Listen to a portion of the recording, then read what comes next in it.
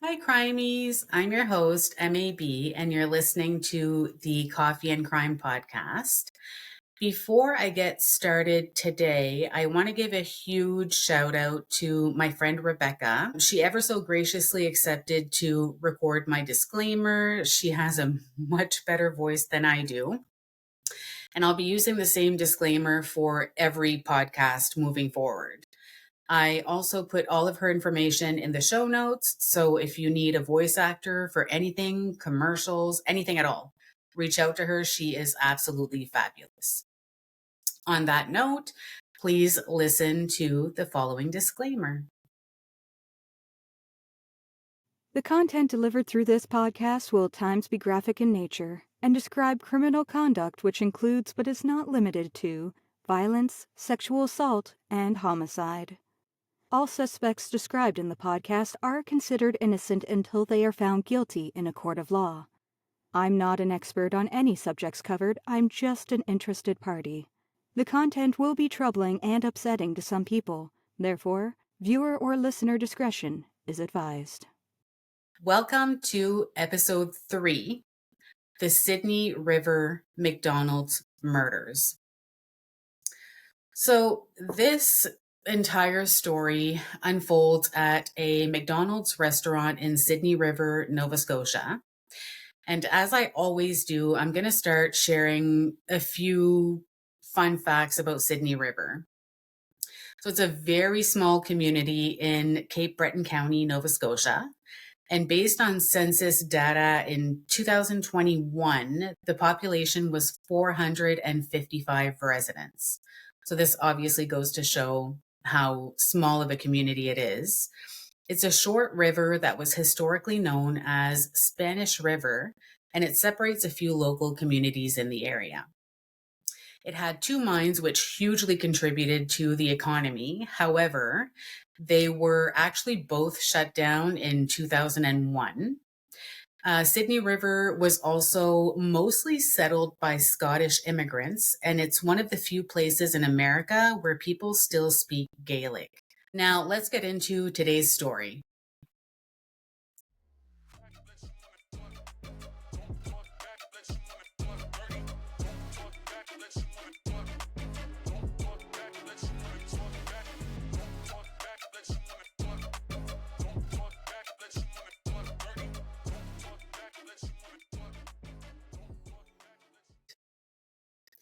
Believe it or not, this story kind of all starts with a broken conveyor belt. So let's start at the beginning, which takes us all the way back to 1992. Jimmy Fagan was unaware that when he walked out of his parents' house to go to work that night, that it would be the last time he would ever get to do that. His parents checked on him to make sure that he was still up before they went to bed that night, and they also did not say goodnight or goodbye. This would haunt them for months to come. Jimmy had 5 brothers and 2 sisters, and his parents have fond memories of loading all the kids in the family station wagon and heading to the cottage on the weekends. Jimmy smiled often, and he just genuinely loved life. He worked for his brother's landscaping company in the summer, and he was working at McDonald's until the weather was nice enough to go back to landscaping. That being said, he thoroughly enjoyed his job at McDonald's. He had made new friends, and this way he could still make some money in the colder months. He was hired as a backshift maintenance worker. And again, he enjoyed the people he worked with, and he actually enjoyed working at McDonald's. Neil Burrows, the other evening maintenance employee, and Jimmy became fast friends. I mean, obviously it happens. You work the same shift, you have conversations, throw a couple jokes. Together, they were responsible for getting everything ready for the breakfast crew in the morning. They laughed and joked often as they cleaned, polished, and fixed whatever needed their attention, which made the shifts enjoyable. I think most of us probably know somebody like that. I know I've worked with some pretty amazing people, and I still do today, that really make me love my job. Jimmy and Neil worked overlapping shifts. So Jimmy was usually the one who worked the earlier shift. However, that night, he agreed to trade with Neil. So it ended up that Neil worked from 11 p.m. to 7 a.m., and Jimmy actually worked from 2 a.m. to 10 a.m. So that night, Jimmy decides to head to work about 2 hours early. He stops at Tim's on the way to work and grabs a coffee to warm himself up. It was a frigid, frisky morning. He would later finish his walk to work in the cold morning air. At the restaurant, the staff was busy, big boom of customers, and they didn't notice that the big steel door at the back of the restaurant had been left ever so slightly propped open. This door could only be opened from the inside, and employees they rarely used it unless the conveyor belt wasn't working. In the kitchen upstairs, Neil and Donna Warren were chatting. Neil was kind of leaning against the door casing, and Donna was in the small manager's office. She was counting bills, making piles of $100 for each employee's cash float for the morning shift, so like to put in their till. And getting these ready and securing them in the locked safe was one of the last duties that she had to perform at the end of her shift. So Neil ended up going back to the kitchen after their conversation, and he resumed his duties. Donna had just purchased a little blue Toyota Tercel, and it actually made me laugh because I remember being young, my mom had a blue Toyota Tercel, and everyone knew she had purchased this vehicle.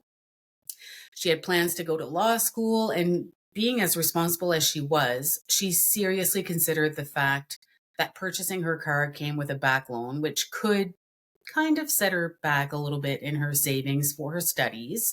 So she was really proud of that car and of her decision to purchase it. She was also enrolled in the radio and television program at Memorial High School, where she had also graduated, because she wanted to gain solid communication skills that she would later be able to use in the courtrooms.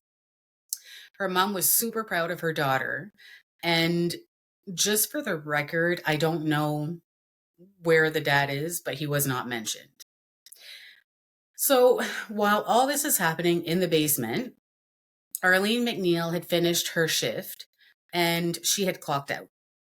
She had changed out of her uniform, put on comfy clothes, street clothes, whatever you want to call them, and she was waiting for Donna to be done because one of her duties was to co-sign the balance sheet, which would then be put in the safe. So before this, she was doing her stock inventory, which had taken a little bit less time than usual because Derek Wood, the new employee, had stayed behind to help her. Arlene hadn't worked with him much, but she thought it was super nice that he just randomly decided to stay and help. While all this is happening at the restaurant, Daniel McVicker was just chilling in his citywide taxi car. He liked his job, and he had been a cabbie for about 3 years. He appreciated the flexibility it offered and also the income it provided. Now, that night, he decided to park at his regular spot, as usual, waiting for customers to come out in front of the Smooth Herman's Cabaret, which was open until 3 a.m. And I found that kind of interesting because I know for us, like in the Maritime, well, I mean, I guess this is the Maritimes, but where I grew up in New Brunswick, bars, I'm pretty sure, were only allowed to be open until 2 a.m. So I don't know. It was interesting. So shortly after parking there, a customer jumps in the cab and asks to be taken to the Sydney River McDonald's. This person was Jimmy Fagan. So Arlene is downstairs counting supplies to help the morning crew because she saw that there would be a child's birthday party that would happen at the restaurant the next day. So she's not inflating balloons and all that stuff just yet. The morning crew can do that, but she is getting napkins ready, straws, etc.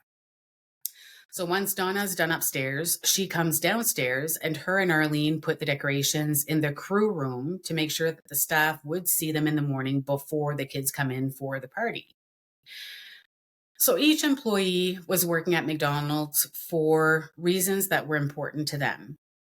We have Jimmy Fagan, who worked there so he could still make money and work year round. So productive member of society, patiently waiting for the snow to melt, the nicer weather to come so that he could go back to landscaping with his brother. We have Arlene McNeil. She was saving money for university. Donna Warren's income would help her pay her tuition for law school in Halifax. Then we have Neil Burrows. He relied on his income to support his wife, Julia, who was a hairstylist at the time, and their son, Justin.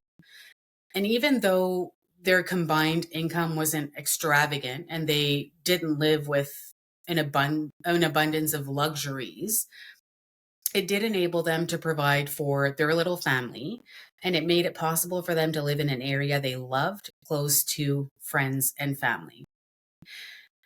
Now, let's rewind a little bit and go back to Derek Wood. This name will stick with you. So Derek grew up sort of in the gap between the rich and the poor in Cape Breton. His parents divorced, and after the divorce, his mother moved to British Columbia, Canada. His dad was a worker in the meat department at Sobeys, and the pier is what they call it, I guess, where Derek grew up, was seen by many as the wrong side of the tracks. So more like a scuzzy part to live in, I guess. He was also often singled out by bullies at school when they were looking for an easy target. That's kind of sad. Eventually, he dropped out of high school and started working at McDonald's. So as far as I can tell by my research, he didn't seem to have much ambition, aspirations, or plans for the future, unlike the other employees.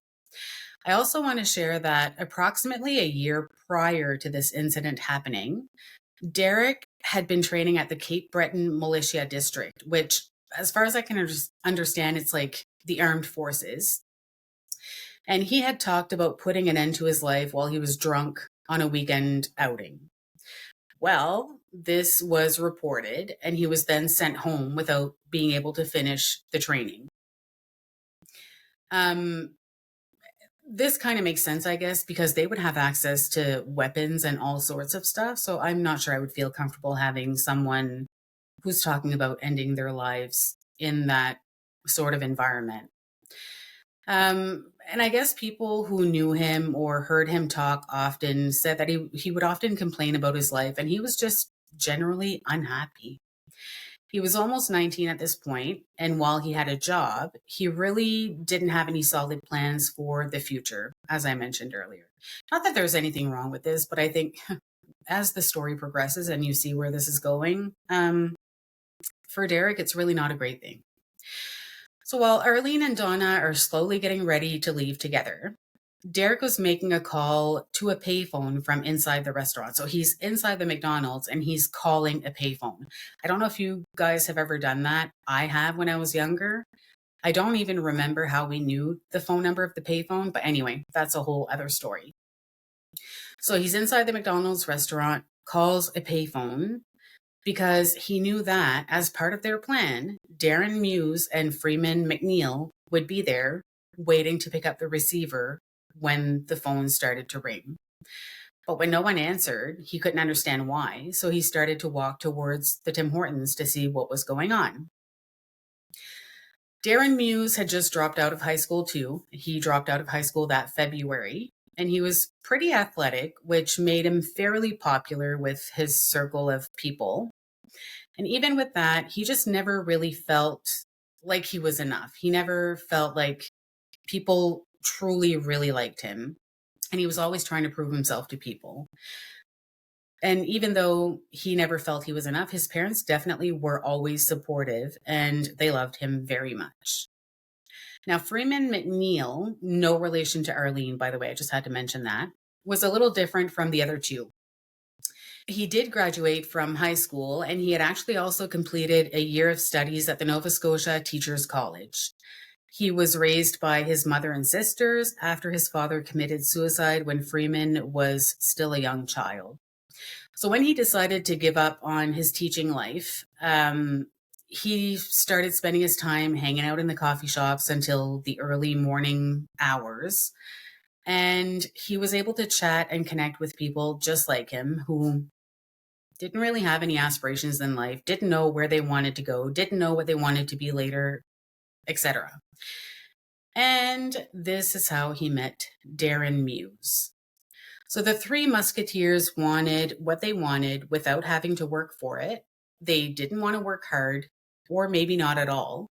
And even if this meant an introduction to a life of crime, they didn't care. During the early months of 1992, they had loosely talked about robbing the McDonald's restaurant, but they had never solidified any plans or didn't really put anything officially in place. Not so long after Derek started working there, he discovered that deliveries made to the restaurant were typically made at the back of the building. Trucks would pull up. The goods were loaded on the conveyor belt that ran from the kitchen to the basement. But then, one day, this conveyor belt breaks down. After being asked to open the big steel door to help bring the delivered goods into the storage room, Derek had a light bulb moment, and he knew he needed to chat with his two amigos to hatch a plan, and that he did. So, as they're starting to plan, they all agree that this would be like a super easy way to score anywhere from $80,000 to $200,000. This money would just be sitting in the safe, waiting to be taken. As part of their plan, they decided that they needed a fourth person to actually make this plan work. This was the only way that they could make the plan foolproof. Freeman would drive the getaway car. Derek would be the one to open the steel door from the inside because he was the one that worked at McDonald's, so they now had an inside man. And the fourth person would basically guard the door to make sure no one could escape or come in or out. And they also decided that if anyone tried to escape, he would just simply club them and knock them out. No big deal, right? So even though it said that they were hoping not to have to use violence, they still decided to bring a .22 caliber pistol with them. And just a side note that this gun belonged to Freeman's girlfriend's father. I mean, I feel like if they did not plan to use violence, items that cause violence wouldn't have had to be taken, right? Anyway, initially, the robbery was planned for April 30th, but that fourth person that they had included in their plans, well, they decided not to show up. So at this point, they needed to regroup and rethink because plans had changed. At about 7:30 p.m. on May 6th, Freeman drove Derek to work, and before going into the restaurant, he quickly grabs the pistol and some ammunition. And, well, at this point, you're probably thinking, there's no way this is going to end well. Well, you're right. So he puts the pistol and the ammo in this little leather fanny pack type thing that he has around his waist, and he goes in. He puts his uniform on and he goes to work. Sounds pretty normal so far-ish. Later that night, Freeman picks up Darren and they park and put on a second set of clothes on top of the outfits that they were currently wearing. So I guess they decided this was a good idea since they could just strip the top layer later and get rid of any evidence. In the restaurant, Derek used the bag that he tucked his street clothes in when he put his uniform on to prop the steel door in the basement open ever so slightly. So this is the delivery door that I mentioned earlier. After this, he heads to Tim's and gets in the Chevy Impala where Freeman and Darren are already sitting and waiting. Back to the phone call from earlier that went unanswered, they explained to Derek that they didn't even hear the phone ring, which is why they never answered it. So once parked at a distance on a secluded dirt road from where they could see the McDonald's, so they had a viewpoint of where they wanted to go, they all get out of the car and they start walking across the field to their destination. And that's when they enter the basement door, pulling it shut behind them.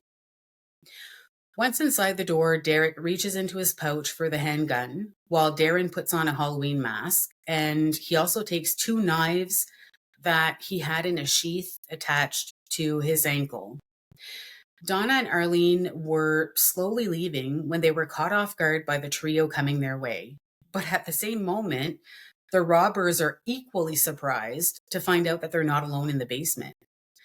As the manager, when Donna sees the Halloween mask, she knows instantly that if she doesn't cooperate during what she assumes is a robbery, that she could potentially jeopardize the lives of Arlene and Neil too. So she had to keep that in the back of her mind. Then the weirdest thing happened, and fear became total confusion when she recognized Derek's face. She wasn't happy. She was kind of pissed, actually, that the new employee brought people into the restaurant to scare them, because he shouldn't be bringing people into his work that are not supposed to be there. But then she thinks, okay, whatever. We'll have this conversation tomorrow, another day. Doesn't have to happen right now. So when she realizes who it is, she gets sort of like this false sense of relief because, I mean, the new guy, Derek, would not be there to rob the restaurant, right? So Donna says to him, is this a joke or what? And then she's abruptly told to shut up. And the three look at each other for a minute. And I don't know if there was a moment of pause when they realized that this wasn't going to go as well as they had planned or hoped, or if they just truly didn't care. In a flash, Derek turns to face the women and he raises his arm. And then all of a sudden, Arlene falls face down. Donna's realizing what's going on and she screams, "My God, Arlene, we are going to die." Blood was pouring out of her face at this point, and there really wasn't much that she could do to help her friend. She took slight comfort in the fact that she could still hear her friend breathe. She was somehow still alive. Derek ran upstairs when he encountered Neil washing the sinks in the kitchen. Because of the noise from the water and, steel sinks, Neil never actually heard a thing, not even the gunshot. Out of nowhere, he notices blood coming out of his ear, and blood was steadily pouring to the floor. Right at this moment, instead of helping Neil, obviously he's not there to help, Darren chooses to plunge a knife 5 centimeters into Neil's neck. One can only imagine that as he was laying there dying a slow death, he was probably consumed with thoughts of his wife, Julia, and their 3-year-old son, Justin. As he was pleading for help, Darren yelled to the others, "This guy just won't die." In response to Neil's cries for help, Darren then grabs a shovel and swings it down violently, striking him in the face. And as if this wasn't violent and unnecessary enough, Neil then gets shot in the face just above the right eye, followed by a third shot with the gun pressed against the back of his head. So like execution style, pretty much. And remember, while all this is taking place upstairs, Donna is actually still downstairs in the basement. So after Derek shoots Neil, because as you may recall, he was the one with the gun, he goes back downstairs, tells Donna to get up, and makes her go upstairs to the office where the safe is. So what we know so far is that no robbery has even taken place yet, which was the main goal. And we already have one person shot in the basement and another who's been shot 3 times, stabbed and brutally hit with a shovel. Crazy. Even though Donna was freaking out at this point, she somehow manages to remember the combination for the safe, so she unlocks it and the door swings open. Derek starts emptying the safe of its contents and then turns around to shoot Donna straight in the right eye. She hadn't even realized that she had already been shot in the back of the head, likely after the door of the safe swung open. Now, remember Daniel, our cabbie from earlier, and his passenger, Jimmy Fagan? Well, they finally arrive. Jimmy grabs his Canada Games kit bag and he exits the cab.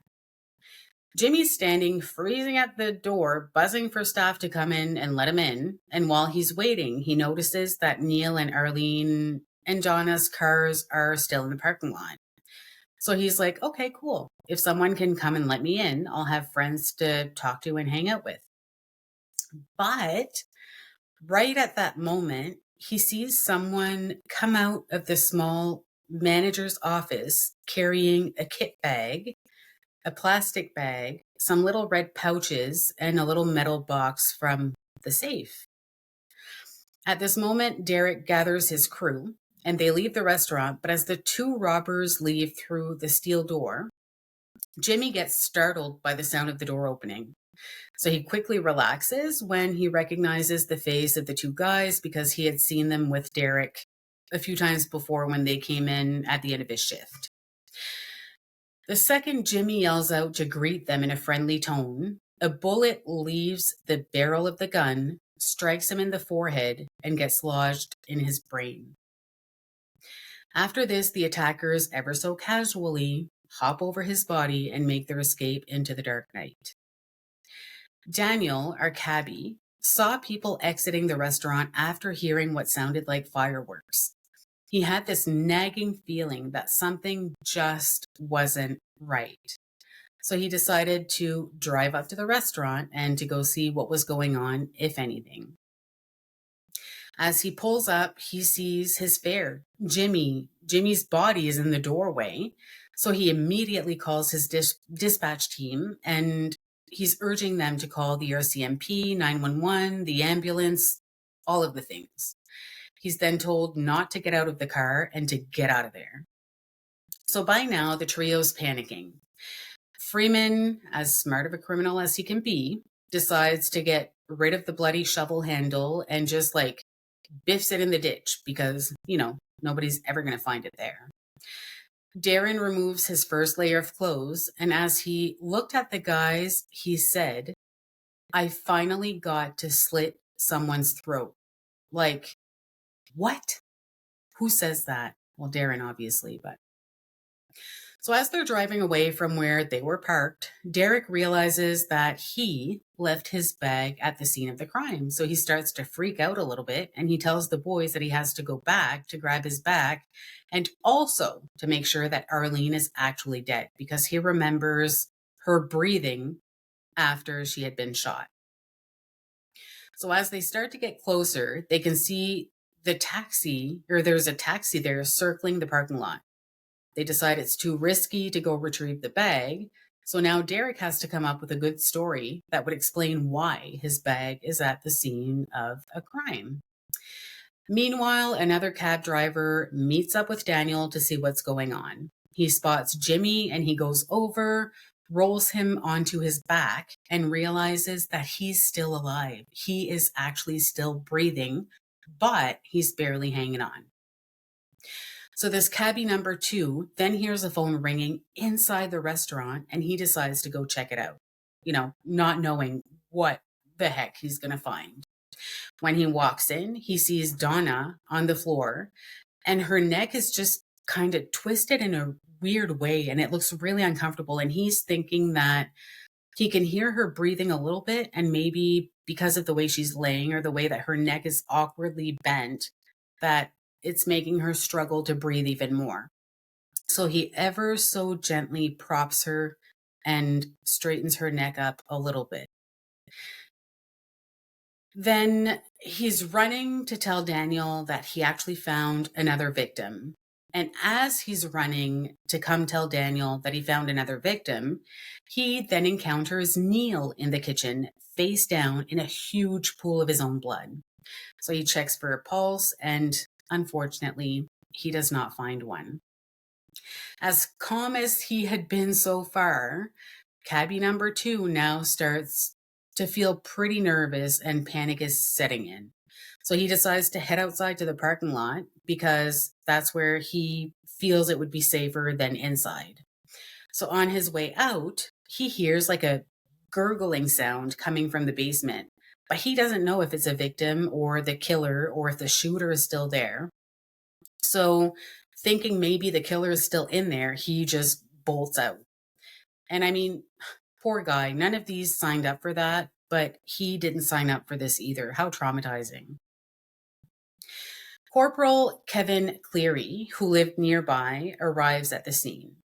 He draws his gun from the holster, grabs his radio, and as he's making his way to the door, a second officer, Henry Jansen, radios in to see if he wants company to go in, if they want them to both go in at the same time, and he says yes. So as he nears the door, he spots poor Jimmy Fagan clinging to life in the entrance of the restaurant. As if this isn't messed up enough, at 1:21 a.m., a call comes through to the RCMP and the voice says, "Hello. Yes, I just called reported Fellows shooting." Okay. And then he says, "I was wondering, I'm fucking scared shitless here.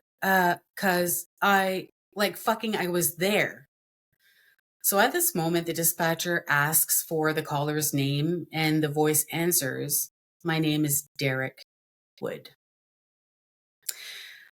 Part of Derek's story was that he was there and he was having a smoke out back of the restaurant, and that's why his bag was there to keep the door propped open so that he wouldn't get locked outside. But then he started running after he heard gunshots. He would not tell the cops, though, that the boys had thrown all of the evidence in the woods, like their clothes, etc., and other items like the little red pouches, which, by the way, these little red pouches, come to find out, were holding gift certificates. So little red pouches, knives, the paperwork, and the metal safe box were all thrown in a creek. All 24-hour establishments were advised not to let anyone into their establishments until they got the all clear from the police. Because of this, Derek, who had walked to a store, wasn't able to enter. But as he was walking away from the store, he actually spots this constable at a roadblock, and he goes over and talks to him because that's real smart. So he starts telling the constable at the roadblock that he was at the scene the night of the murder, but he managed to escape safely. So then he gets picked up for questioning. I just love when criminals aren't very smart. They kind of rat themselves out in a way that they don't think they're going to. So while he's being questioned, cops notice a cut on Derek's hand. He thinks it's no big deal, and he just explains that he cut his hand on a can a few days before. But the problem with this part of the story is that it's actually fresh blood, not 2-day-old blood. I don't feel it takes a rocket scientist to figure that out, but okay. They also questioned why he was smoking outside because at the time, I remember, not sure if you do, but at the time, back in 1992, you could still smoke inside. So why go through the trouble of propping a door open and freeze outside when it's actually really not necessary? Derek also didn't realize that the sticky floor in the basement, I don't know why it was sticky. I'm guessing from the grease and whatever else happens in takeout restaurants, but he didn't realize that because of the sticky floor in the basement, it was actually ideal for footprint impressions. And the cops knew that there were multiple shoe prints belonging to multiple different people. So if Derek was at the door smoking, how did the bad guys get by without him noticing anything? It doesn't really make sense. It's not holding up, man. Furthermore, it was a 2-door kind of deal. So the prop door was actually the inside door, but then there was actually another door that could only be locked or unlocked from the inside. So basically, if Derek ran off as he said, how did the door lock itself?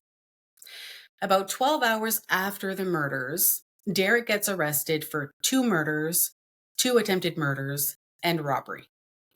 Once the detectives find out Freeman was involved because of a phone call that Derek made to him, he was also interviewed by police. He was super calm and cooperative, and he told them that he had given Derek a ride to work, and he had told Derek, if you need a ride later, give me a shout, but he never heard back from Derek that night. After speaking to a lawyer and a public defender, Derek was advised to remain silent. Probably the smartest thing to do. That being said, it was up to him to either take the advice or leave it. When detectives talked to him about how they found Arlene, Derek said, "I don't know where the gun is," but then he asked to speak to his lawyer again. When the lawyer left, he quickly looked at the detectives and advised them that Derek would be remaining silent moving forward, and he left. Then, due to the lack of hard evidence, they ended up having to let Derek go. This must have been such a blow. So this is a little bit odd, but it was still part of the story, so I'm going to mention it. But there was a local that came forward because she said that she knew what happened. And come to find out, even though the timeline in her story matched almost perfectly, she was mentally ill and her story was actually all made up. So I don't know, she's pretty imaginative. She was able to come up with a timeline that matched perfectly as well. So the three men were arrested, but they all had alibis, and oddly enough, somehow, all of their alibis checked out. The car they were driving was also searched and did not contain any criminal evidence. So again, they were all let go. Fast forward a little bit, a fisherman who just really wanted to catch fish that day ends up finding a metal cash box with a McDonald's logo on it, and he turns it in. Remember the cash box from earlier? Well, this is it. Side note too, this just blows my mind. So remember how these three musketeers, or whatever you want to call it, were hoping to score between 80,000 and 200,000 by robbing the safe at the restaurant?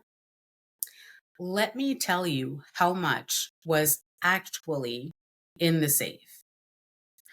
So after shooting people, brutally attacking them and stabbing them, they made out with a whopping $2,017 and change.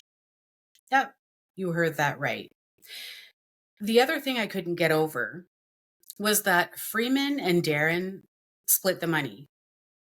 They never offered any money to Derek, and Derek never even asked for money. So I find this kind of confusing because I thought that was initially the point of this entire plan, was to get money. So I don't know why Derek was just okay with not getting a penny, never asked, never questioned, whatever. So back to that metal box, it was found in the creek that was by Freeman's house. And well, the RCMP doesn't really believe in coincidences.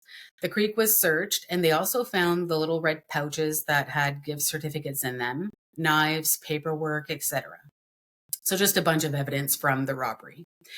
So everyone gets questioned, and the police even asked Darren if he wanted to take a polygraph test, but he refuses. However, later on, he ends up changing his mind and he agrees to take the test. He just thought, I'm going to pass it, they'll leave me alone, and I'll be ruled out. Well, no. So he takes the test and he actually fails that test miserably. So once he finds out about failing the test, he caves and turns on the others. The day after, it's Freeman's turn to be administered a polygraph test. But before that can happen, you guessed it right, he turns on everybody else as well. What a freaking mess. So now, remember the fourth person who never ended up showing up for the robbery on April 30th? Well, he decides to come forward and spill the beans to the police, unveiling everything he knew, which was a pretty big deal because I feel like he knew a lot of the plan. And I bet the guys never really thought that they had left such a big loose end out there floating around. So finally, about a week after the murders, Freeman McNeil, Darren Muse, and the mastermind behind this all, Derek Wood, were arrested and charged for murder, attempted murder, and robbery.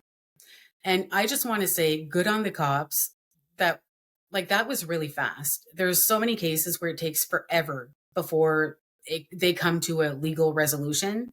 So especially for such a small place, kudos to you guys. Good job. Well done. When Derek was confronted with all the evidence, he actually confessed and told the investigators where the bloody shovel handle was and where the gun could be found as well. So at the trial, he was charged with 2 counts of first-degree murder for the deaths of Donna and Neil, attempted murder for Arlene, and unlawful confinement of Donna and a robbery. He pleaded not guilty, but he was still found guilty of all charges. He was sentenced to multiple life sentences plus 10 years for the robbery with eligibility for parole after 25 years. In Darren Muse's trial, he said he only stabbed Neil to try to end his suffering. Really? Seriously, Darren? Anyway, the jury did not believe anything he said. He wasn't credible, and they found him guilty of all charges too. He was sentenced to life in prison with the eligibility of parole after 20 years. Now, as for Freeman McNeil, he was also found guilty on all counts, including the murder of Jimmy, because even though Jimmy was clinging to life as hard as he could and he was still breathing when all of this happened, he later succumbed to his injuries in hospital, unfortunately. He was sentenced to life in prison with eligibility for parole after 25 years. Miraculously, Arlene did wake up from her coma, but unfortunately, she was left permanently disabled. She was in a wheelchair, and she ended up dying in August of 2008 at 46 years old in a Halifax hospital following an illness. I'm not 100% sure what the illness was, but either way, kudos to her. She was a fighter, made it that long, and it's sad that that's how she ended up losing her life. Arlene was described as a survivor who brought joy and inspiration to those who knew her. She loved country music, playing games on her computer, long walks in her wheelchair, and she was named the Queen of Crazy Eights. Please watch this clip from CTV News. A lone survivor in one of Cape Breton's most notorious crimes has died. Arlene McNeil was shot in the head during an armed robbery at McDonald's in Sydney River back in 1992. That left her permanently disabled. She died Wednesday in Halifax following an illness. As CTV's Kyle Moore tells us tonight, her death has brought back some emotional memories for one of the victim's family members. Described by family as a lover of country music, the Queen of Crazy Eights, who enjoyed long walks in her wheelchair. 46-year-old Arlene McNeil is being remembered as a person who had a positive outlook on life despite what she had to overcome. I'm sure it's not the life that Arlene or her family thought that she would have, and it's just so very sad that 3 individuals decided what her life would be. McNeil was just 20 when she was shot in the head and left disabled after 3 men broke into this McDonald's in Sydney River in May of 1992. 3 other employees were murdered in the botched robbery. Kathy Burrows' brother Neil was one of the victims. She says Arlene's death has brought it all back. I was very emotional when I heard that she had passed, because we know the pain that her mother, her family, her friends are going through, and they have lived with it, well, almost 27 years. Good morning. We're around collecting for the Arlene McNeil Trust Fund. Would you like to make a donation? Yes, for a very good cause. Shortly after the terrible crime, the community rallied behind the McNeil family, raising more than $100,000 for her long-term care. Arlene's mother spoke about her daughter's aspirations in life and dreams she had, which were abruptly taken away. She was determined that she was going to go through university, get her degree. And she had a steady boyfriend, and they were talking about after she finishes her education, she was going to get married and have children. She was always told me she wanted 2 children, a boy and a girl. And that's all taken away. For most of her life, Arlene lived at a facility in Bridgewater where she received specialized care. Her family says she died Wednesday at the Halifax Infirmary. After all these years, Burrows remains angry and upset with the 3 men responsible for the crime. Derek Wood and Freeman McNeil remain behind bars, but Darren Muse was granted parole for good behavior and is living his life in British Columbia. Burroughs feels they should all die in prison. Right now, it's just all about Arlene and her family, and her journey is over. And actually, the first thing that I thought of is that the four of them are together again. Now, Kathy Burroughs says she will be attending the funeral for Arlene because her brother Neil would want her to. She feels all four of the victims' families are linked to this one incident. The funeral, meanwhile, will be held for Arlene on Tuesday at St. Joseph's Church in her home community of Little Brador. Bruce. All right, thanks for that, Kyle. CTV's Kyle Moore reporting live tonight from Sydney. So all of this takes us to more current times. Just to give you an update, Darren Muse was actually released on parole in 2012 after serving his 20 years. Freeman McNeil was granted escorted absences from prison in 2016 after serving 24 years. And he also had the ability to leave the prison unsupervised after that. For 24 hours at a time, once per month. Then good old Derek, coming back to Derek again, he was denied parole because the parole board deemed him as being too high risk. He refused to take part in the hearing, and he was denied day parole in 2015. They reviewed his case in 2022, and they reached the same conclusion: no deal. During his time in prison, he assaulted correctional officers in 2007, and he was also convicted of stabbing another inmate in 2018. So he's still rotting in jail, and I'm not really mad at that.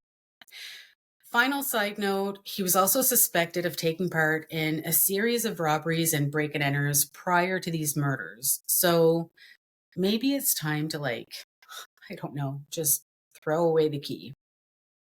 But this also brings me back to maybe, obviously he had to have wanted to get money to come up with the plot of, robbing a McDonald's restaurant.